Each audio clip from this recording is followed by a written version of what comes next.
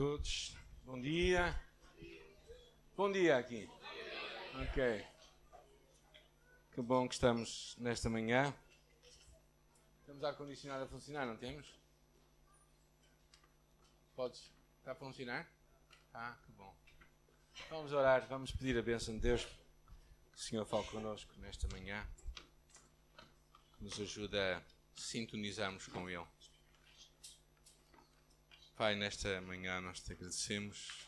Às vezes ficamos tão absortos, distraídos com tanta coisa. Esquecemos que o essencial de tudo não somos nós. O essencial de tudo és tu, a tua glória e a tua majestade e a tua palavra, o que tu queres falar connosco nesta manhã. Por isso a nossa oração é que tu nos ajudes a te ouvir e a responder à tua palavra.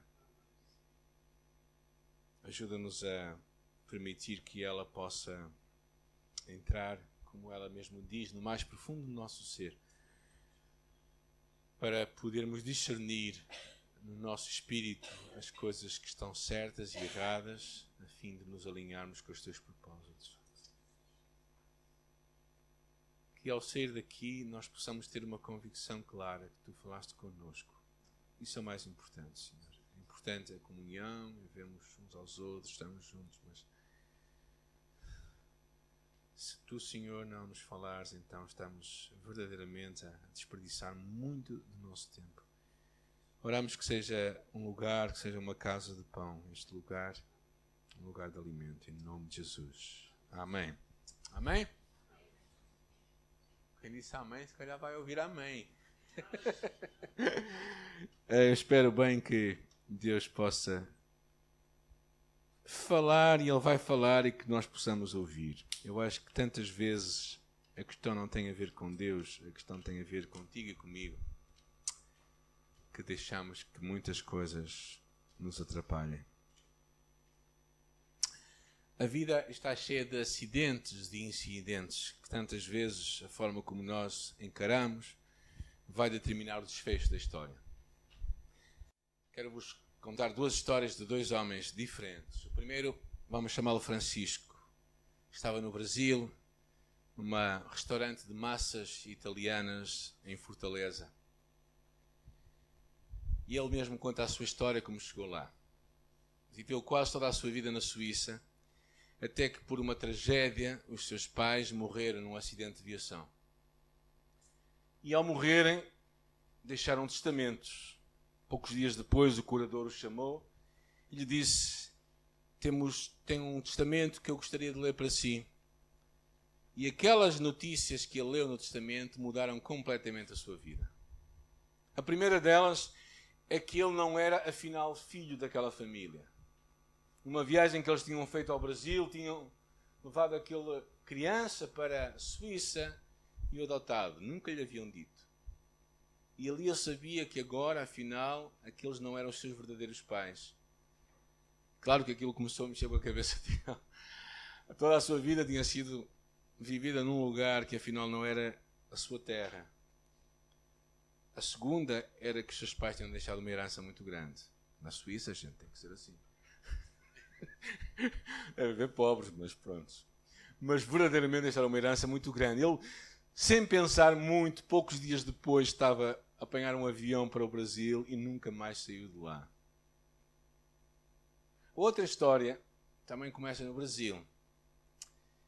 Era uma família missionária que foi chamada aos Estados Unidos para visitar as igrejas que os apoiavam. Eles pensavam, bem, é uma visita rápida, vamos voltar para aqui onde eles gostavam de estar a servir a Deus. Mas ao saírem para apanhar o avião, a esposa caiu no chão quente perto do avião, caiu e sentiu que algo aconteceu. Aquela viagem foi uma viagem cheia de dor, e quando chegaram aos Estados Unidos descobriram que afinal ela tinha uma doença, uma rara doença genética degenerativa. Ela ficou tetraplégica e nunca mais voltaram para o campo missionário. Duas histórias com um final diferente.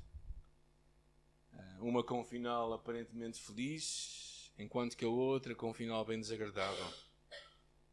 E talvez a pergunta fica: como é que tu e eu podemos enfrentar a vida quando os finais não são aqueles que nós queremos? Ou quando o que nós estamos a viver não é aquilo que nós esperamos? Esta um pouco é a história desta mulher chamada Noemi.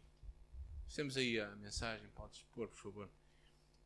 Noemi saiu da sua terra no princípio e verdadeiramente saiu por enfrentar uns dias maus que ela estava a viver. Era um tempo de fome. Belém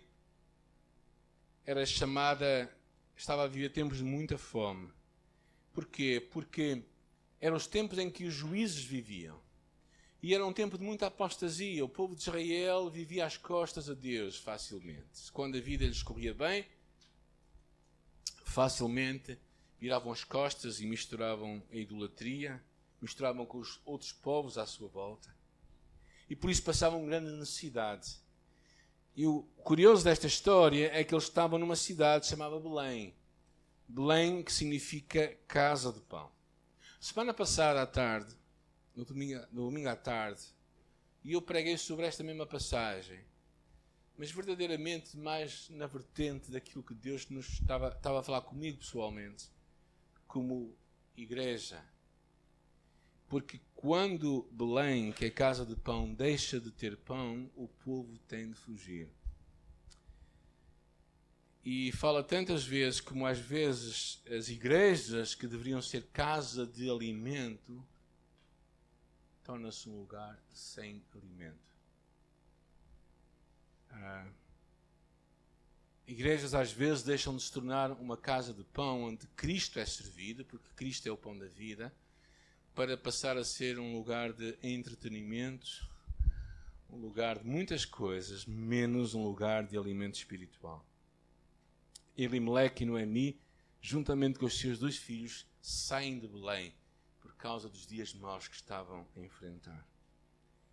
E quando imigram, eu sei que alguns são imigrantes, não é? Portugueses em França, e outros que estão no nosso país, espera-se uma vida melhor. Mas para a vida desta família, as coisas foram de mal a pior. E quando chegam àquela cidade, Moabe, tudo se vem a desmoronar. Primeiro a morte do pai, Elimeleque, e depois a morte dos 2 filhos. Na verdade, o cenário não podia ser pior. Noemi, sozinha, com 2 noras moabitas, 3 viúvas, e Noemi muito longe de casa. E eu gostava que nós juntos pudéssemos ler o primeiro capítulo de Ruth e abrir o nosso coração para o que Deus nos quer falar. Nos dias, Ruth, capítulo 1, lá logo depois da Juízes. Diz assim: nos dias em que julgavam os juízes, houve fome na terra, e um homem de Belém de Judá saiu a habitar na terra de Moabe, com a sua mulher e com os seus 2 filhos. Este homem se chamava Elimeleque e sua mulher Noemi. Os filhos se chamavam Malão e Quilião, efrateus de Belém de Judá. Vieram à terra de Moabe e ficaram ali.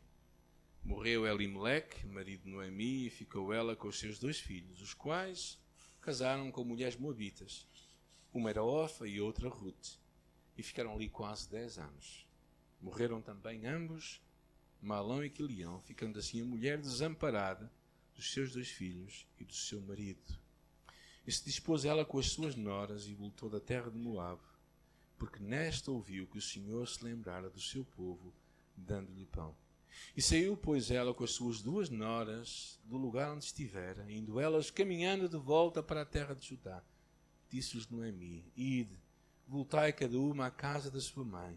O Senhor use convosco de benevolência, como vós usastes com os que morreram, e comigo.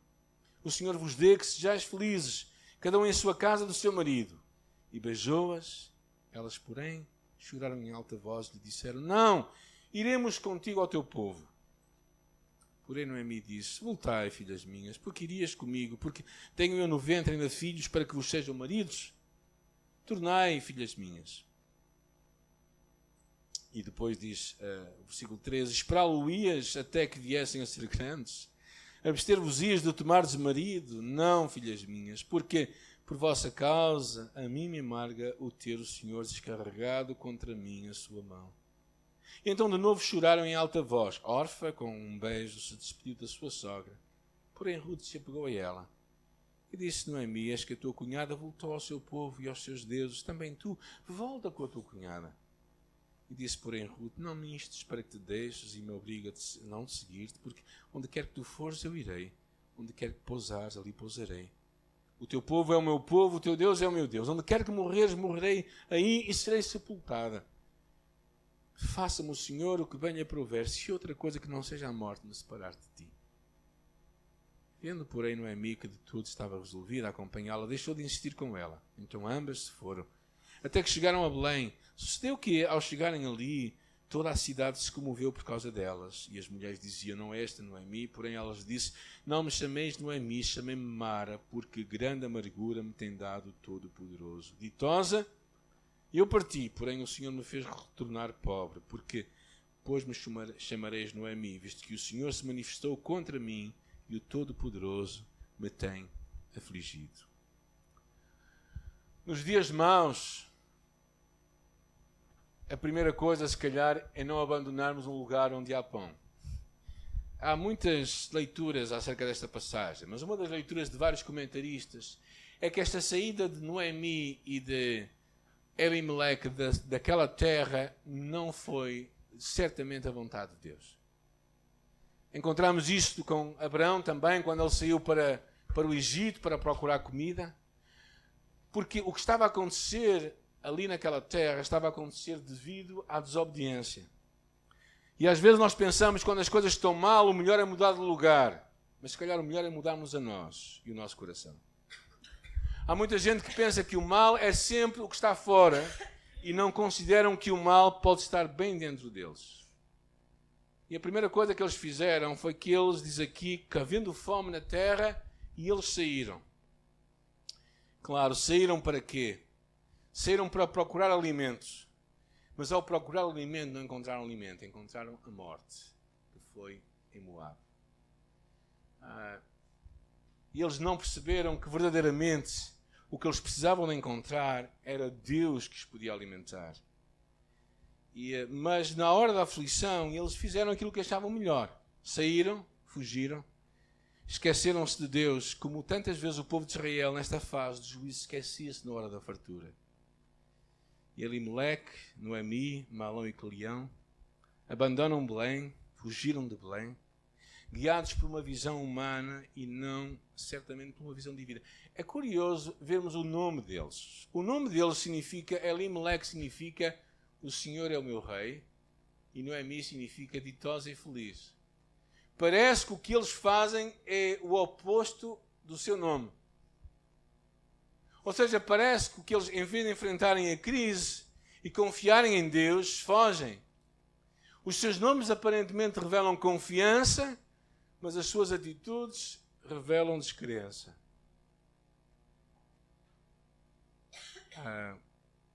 Claro, hoje vivemos tempos assim, não é? Tempos em que às vezes as pessoas pensam que o melhor é fugir. E muitas vezes no desespero, não é? Pessoas procuram pão em lugar onde não vão encontrá-lo. Procuram pão em centros espíritas, procuram pão em encontros reiki, procuram pão em bares, numa vida muito ocupada, e deixam de ter pão, porque a casa do pão deve ser um lugar onde Deus é falado. E o mais grave, se calhar, será quando as casas do pão, que será o lugar onde Deus é pregado, deixam de ser casas de pão.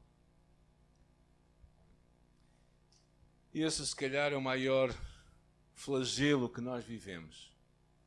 Quando as igrejas se tornam tudo menos um lugar para vivermos a nossa fé, para nos alimentarmos de Deus. E a primeira coisa, se calhar, que tu e eu precisamos de fazer nos dias maus, não é deixar Deus. Não é deixar um lugar onde tu podes te alimentar, onde podes ter força. Mas talvez essa tentação de muita gente. Se calhar todos nós conhecemos histórias, talvez a nossa própria história seja assim, que em momentos de aflição ou de fartura, a primeira coisa que nós pensamos é abandonar Deus, ou abandonar a igreja. A segunda lição que eu acho que tiramos nesta passagem, para enfrentarmos os dias maus, é verdadeiramente não nos darmos por vencidos prematuramente. Claro que Ruth tinha perdido o seu marido e os seus 2 filhos. E ela pensa, para mim acabou.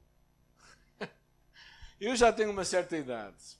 Por isso, filhos não vou ter. Mesmo se tivesse, as minhas noras não iriam esperar por eles. Por isso, ela basicamente arruma a mala, como se diz em português, não é? Ela disse às noras, ide-vos voltar para a vossa casa. E o Senhor usa de benevolência convosco, como vocês fizeram com os falecidos e comigo. Noemi chegou ao fim de todos os seus esforços. 10 anos inglórios. 10 anos que resultaram em luta e em morte. O cansaço, o desânimo, a tristeza começaram a tomar conta dela. E basicamente ela foi se esquecendo de algo. Que o último capítulo da história da nossa vida é Deus que o escreve. Ou seja, Deus... Às vezes nós pensamos, quando estamos a passar por uma dificuldade, que é o fim de tudo, certo? Nunca tiveram esse sentimento? Se calhar todos nós já tivemos. Momentos em que achamos, mas isto acabou. Mas nós percebemos que não é a altura para desistir. É a altura para continuar. Acreditar que o último capítulo não foi escrito ainda. E é interessante que diz Provérbios, o coração do homem planeja o seu caminho, mas o Senhor lhe dirige os passos. Porquê? Porque Deus tem a capacidade de alterar a nossa vida, mesmo no último momento. Pensemos em algumas pessoas. Abraão, aos 90 anos, 90 e poucos anos, quando Deus disse, tu vais ser pai de uma nação. Imaginem a voz do diabo ao seu ouvido, dizendo assim, o quê? Tu? Bem, tu ainda és capaz, ainda és homem, mas a tua mulher, esquece. Essa já encostou às boxes.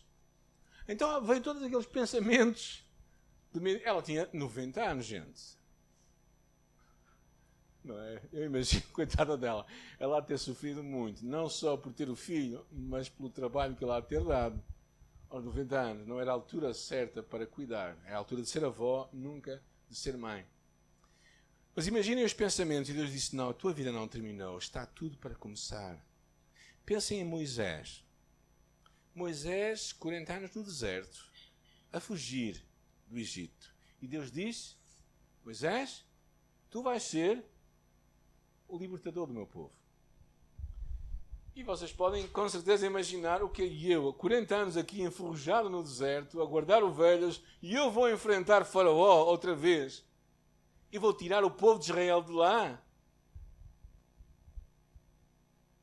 Pensemos em Caleb, aos 85 anos, quando decide dizer a Deus e lembrar Josué, lembras-te que aquele monte me foi prometido a mim, onde estão os gigantes, aquele monte me foi prometido a mim.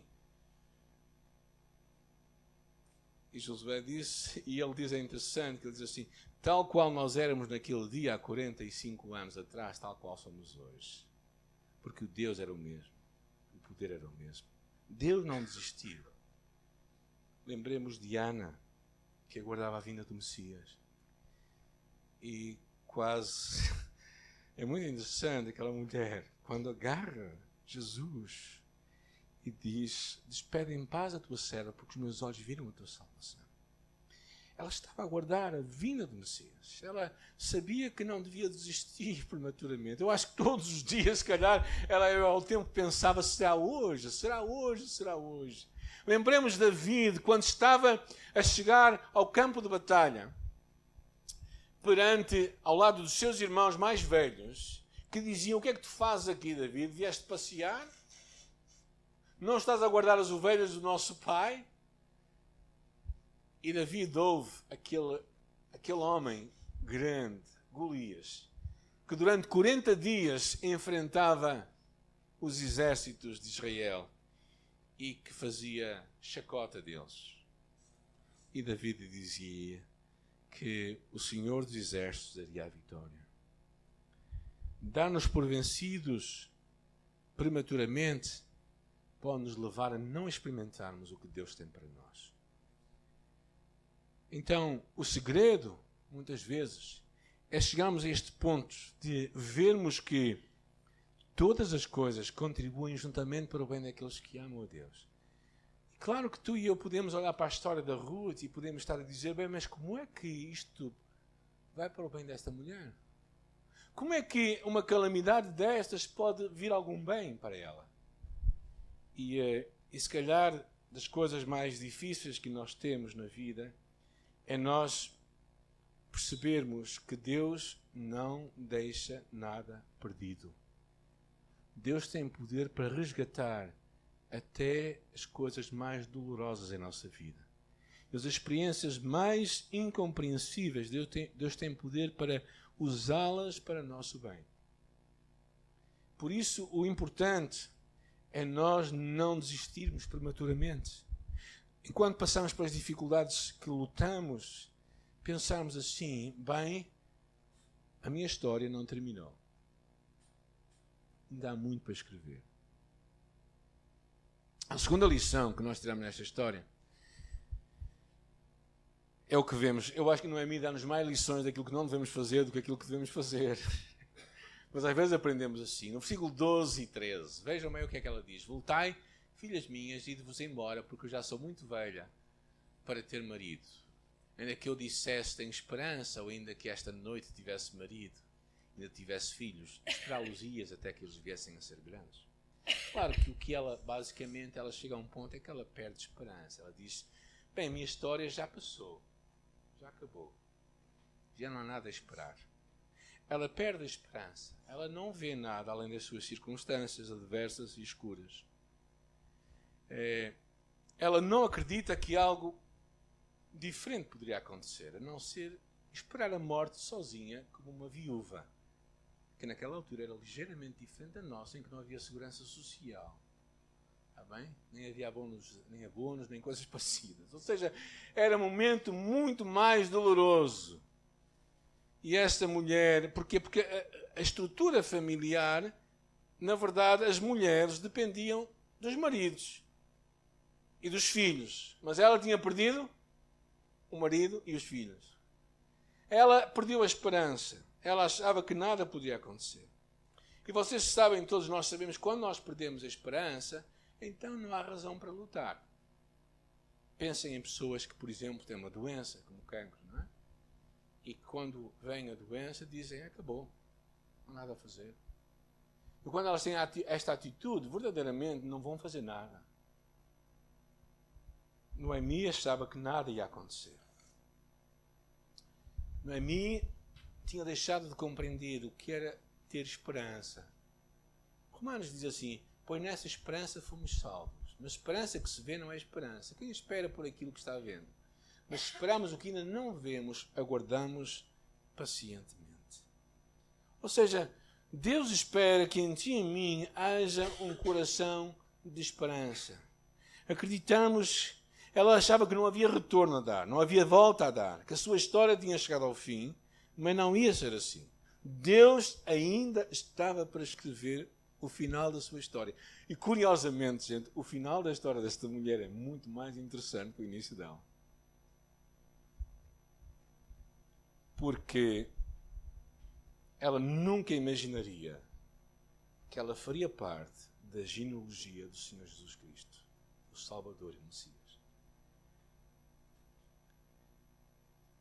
Noemi achava que só alcançaria filhos, só alcançaria qualquer coisa na vida através do marido e dos filhos, mas Deus haveria de escrever de outra forma a sua história. Eu acho que por vezes nós também nos ligamos a pessoas tão fortemente que achamos que a nossa história só vai ser completa através daquelas pessoas. Às vezes Deus tem outra forma de agir. E Noemi tinha de começar a compreender quem era Deus. Ela tinha muitas ideias erradas, talvez como tu e eu, acerca de Deus. Lembremos as palavras de Jó. Quando ele está na sua miséria mais profunda, o que é que ele diz? Alguém pode ler?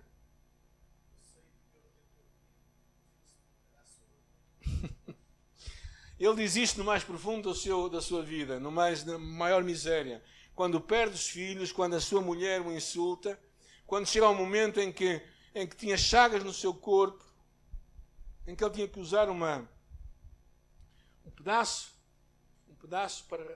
de telha para raspar o seu corpo, tal era a sua dor. Ele consegue dizer isto. Eu sei que o meu Redentor vive.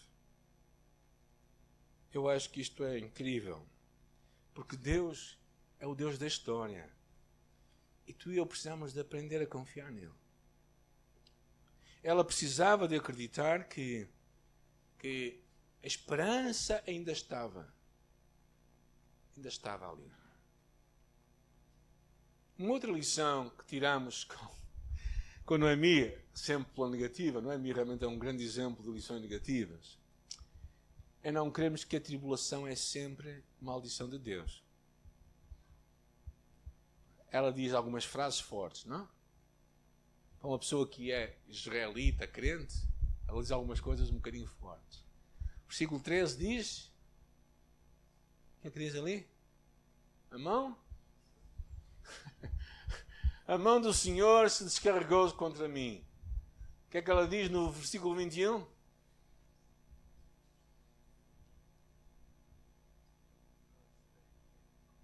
O Todo-Poderoso me tem feito mal. A sua visão era que tudo o que ela estava a passar, todas as tribulações, era maldição de Deus. Será que é assim? Será que o nosso destino é sofrer? Os portugueses têm muito essa ideia do destino. O meu destino é sofrer, não é? Será que o destino de alguém é sofrer? Eu não estou a dizer que a pessoa não sofra. Mas será que Deus te criou a ti e a mim para sofrermos? Porque esta mulher o que estava basicamente a dizer é que Deus se tinha levantado contra ela.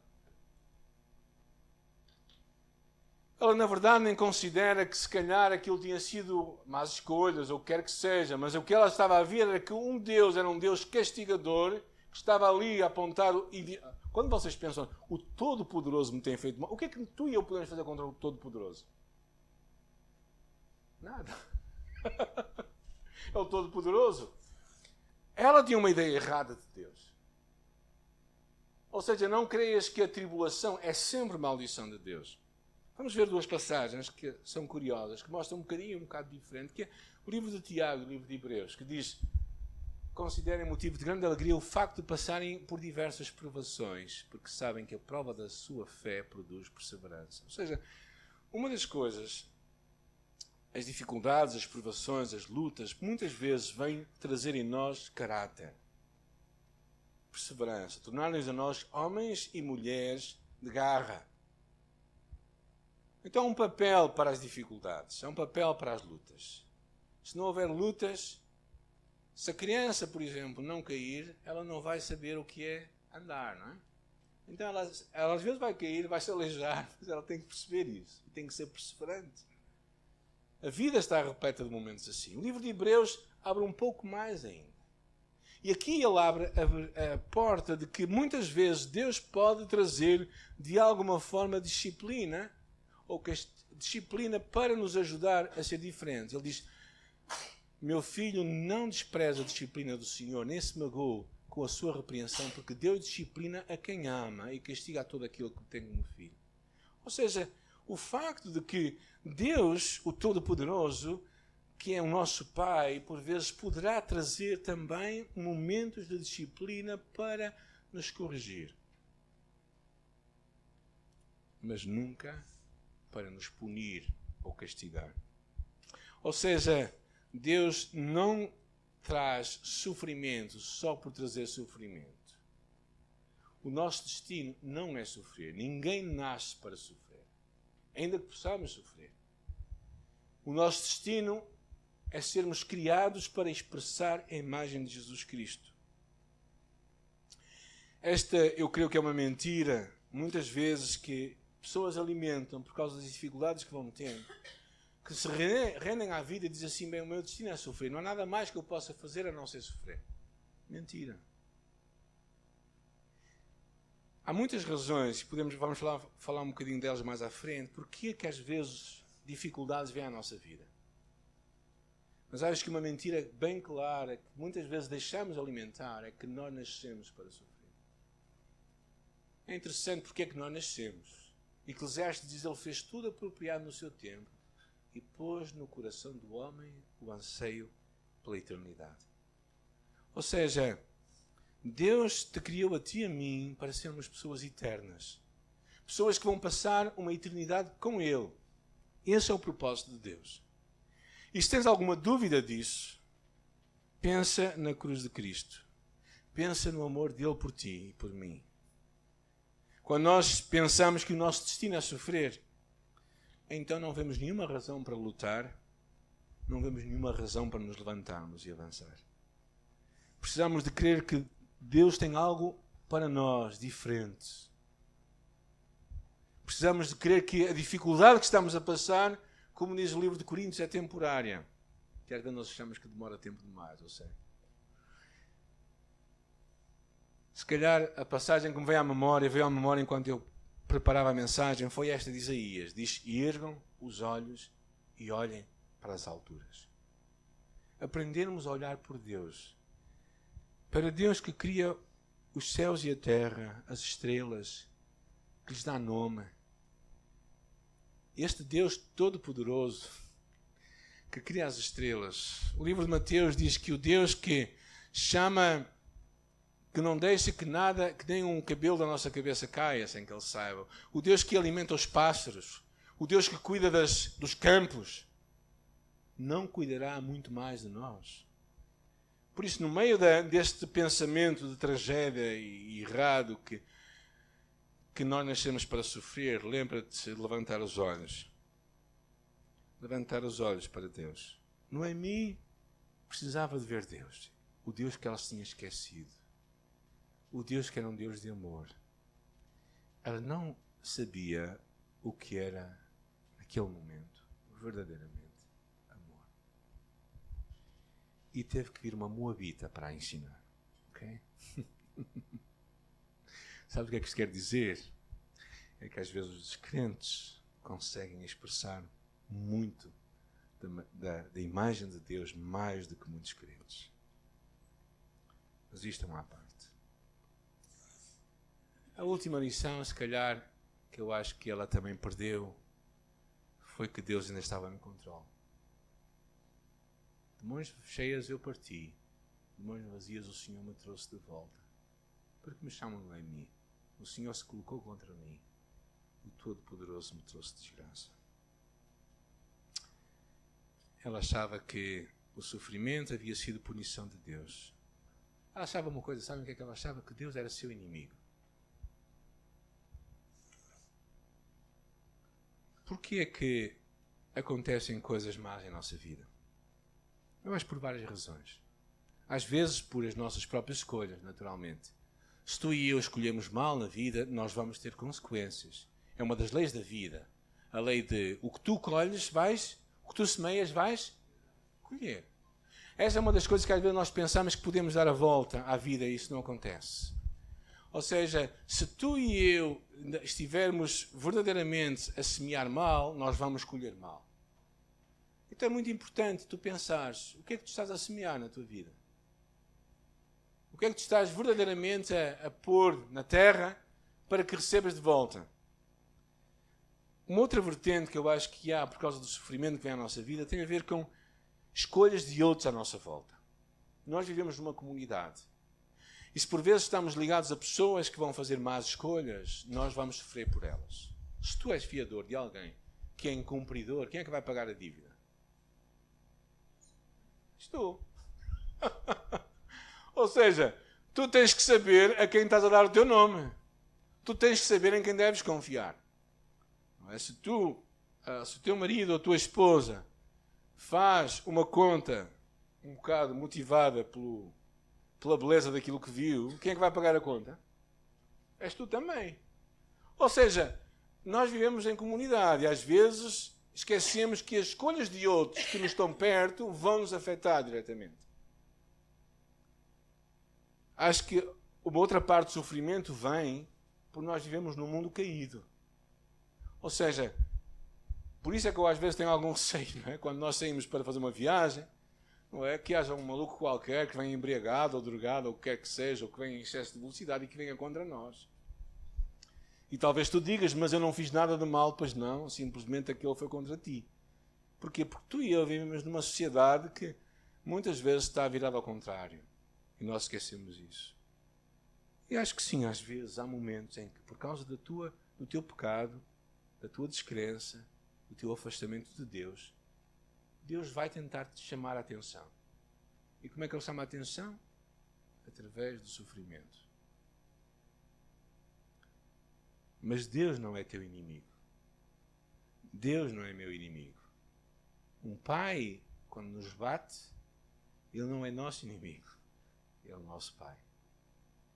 E por isso o salmista dizia: depositei toda a minha esperança no Senhor, e Ele se inclinou para mim e ouviu o meu grito de socorro.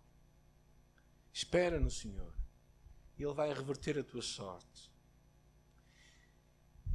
E aqui eu quero fazer quase que uma segunda história que está aqui. A segunda história acontece com Ruth.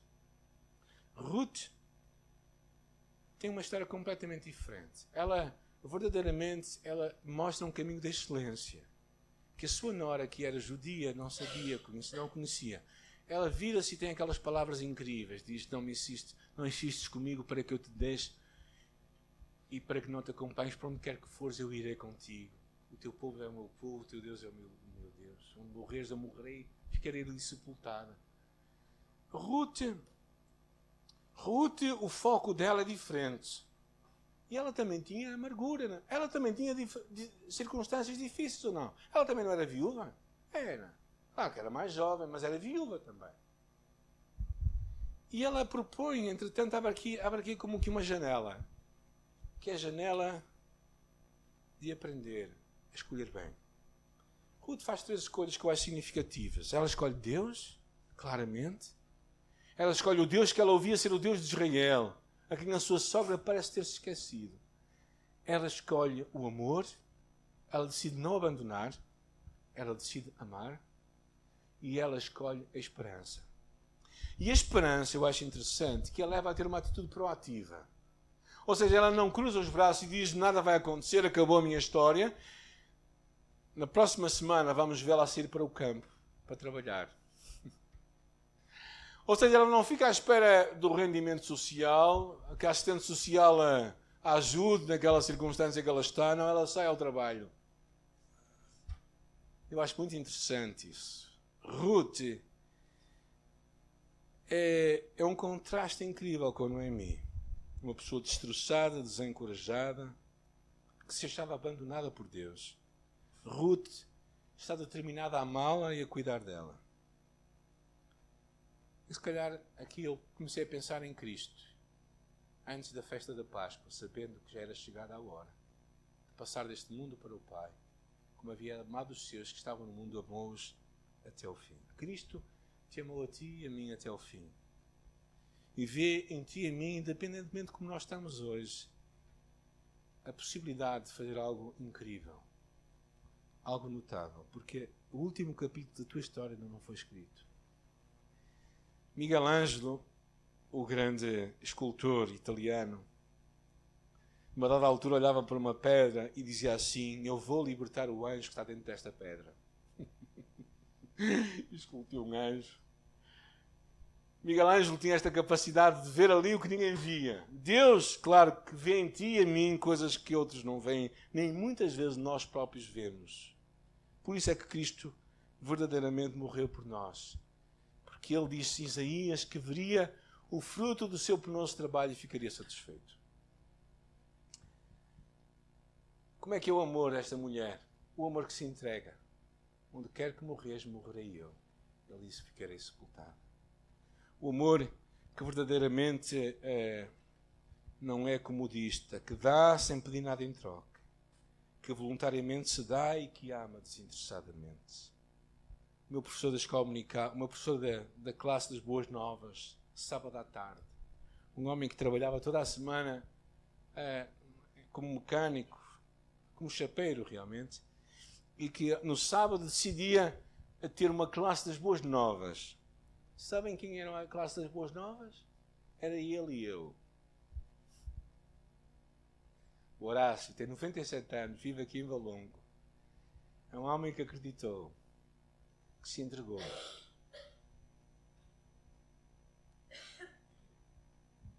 Claro, o amor é determinado. Vendo Noemi que tudo estava resolvido era com ela, deixou de falar. Disse, está bem, vem comigo. Ela estava determinada. Ruth estava decidida a seguir a sua sogra. Ela mostrou-se resoluta. Tão resoluta que a sua sogra deixou de dissuadi-la. Poderemos não saber onde o amor determinado nos vai levar, mas quando amamos não podemos medir esforços. Temos de estar decididos. Quando Abraão saiu para a terra que Deus lhe prometeu, ele não sabia para onde ia. Quando Moisés foi impulsionado para trocar a glória do Egito para ser o libertador do povo de Israel, não sabia o que iria acontecer. E se calhar a pergunta mais importante é qual é a tua chamada? O que é que Deus põe no teu coração? Qual a vocação que está dentro de ti a brotar?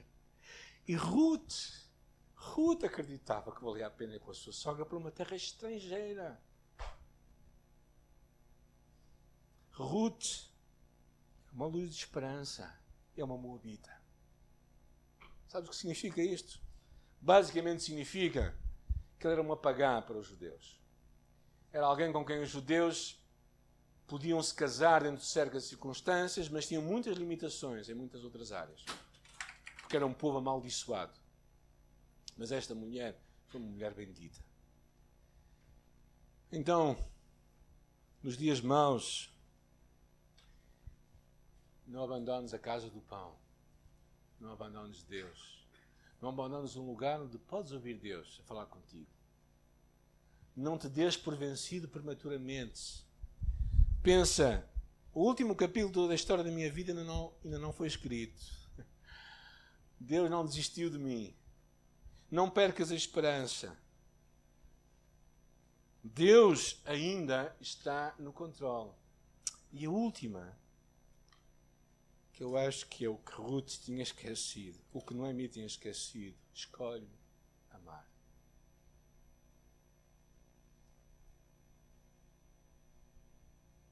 Não importa o que tu tens, mas o que tu tens na tua vida, tu podes escolher amar e abençoar alguém com isso. Eu acho que Ruth tinha pouco para oferecer à sua sogra, a não ser a sua presença. Mas sabem o que acontece é que sem ela saber, aquele ato de amor desinteressado, aquele interesse em servir a sua sogra, em amar, em cuidar dela, trouxe recompensas incríveis para esta mulher. Então, eu espero que Deus te encoraje, porque nos momentos mais difíceis da vida, nos dias maus, não é a altura de arrumar as botas e de tomar um comprimido até que passe o dia mau, ok? É a altura para tu e eu buscarmos a Deus, acreditarmos que Deus não saiu da nossa história, acreditarmos que Deus não é nosso inimigo, acreditamos que Deus não está a castigar de balde, mesmo se for uma escolha da nossa vida que foi errada. Deus não te está a castigar para te punir, mas Deus está-te a castigar para te chamar. Mas Deus nunca é teu inimigo e nunca é teu destino sofrer. Tu poderás sofrer e eu poderei sofrer pelas perdas que nós temos, por muitas coisas à nossa volta, mas o nosso destino não é sofrer. porque Deus nos vai dar motivos para nos alegrar à frente. E a história destas mulheres é incrível. Bendita Ruth, moabita, que se levantou para estar ao lado da sua sogra. E eu oro que Deus faça o mesmo contigo, que tu sejas de bênção para a vida de alguém e que alguém possa ser de bênção para a tua vida também.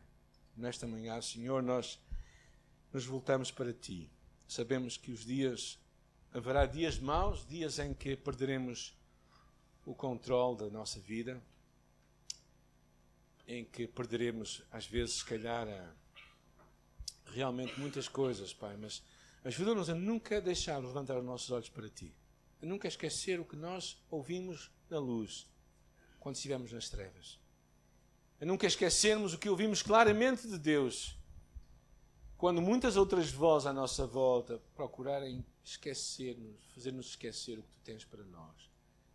Deus, obrigado pela Tua palavra e oramos que ela possa nos encorajar nesta manhã e nos dar esperança. Ajuda-nos a, quando andarmos sobre as águas, a olharmos para Ti, Senhor. E fazemos isso para a Tua glória, Senhor Jesus, em nome de Jesus.